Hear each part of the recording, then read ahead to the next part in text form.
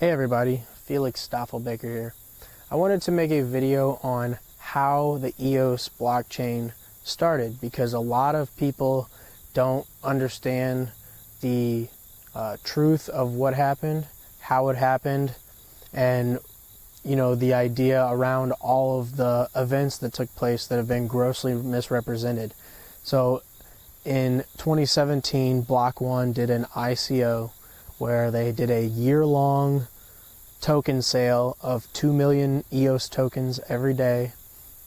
It's a Dutch auction, and you would exchange EOS for Ethereum and a smart contract address, and then you had to,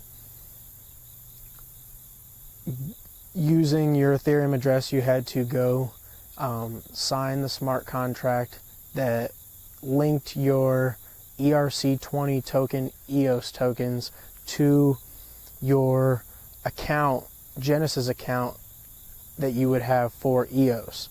So that basically, once that happened, there was a period of time you had to do that. Once that happened, Block One created the EOS.io protocol.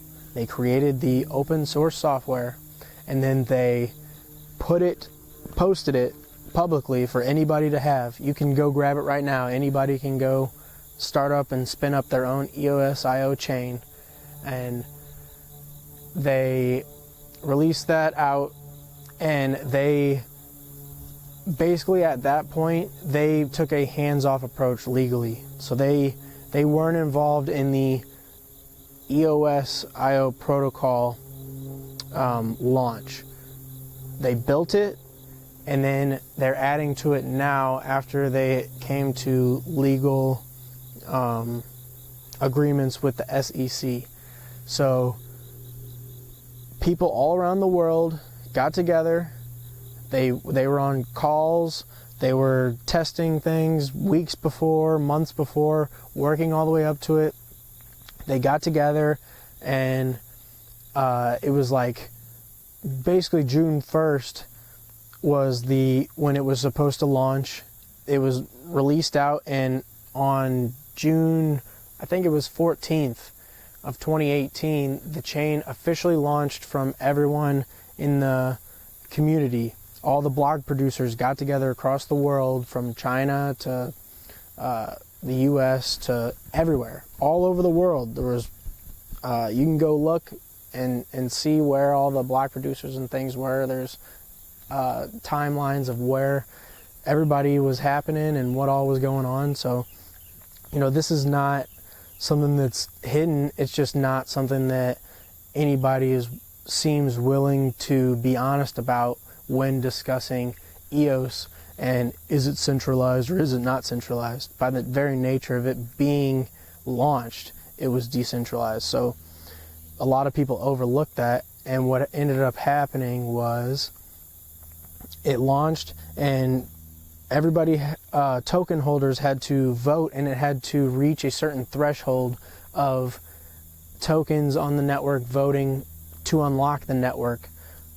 I think it was 15% of tokens, and once we reached that threshold, it took a couple of weeks, but once we reached that threshold, EOS completely unlocked, and a lot of the tools that were already built into the protocol itself were able to be utilized and able to be built on top of.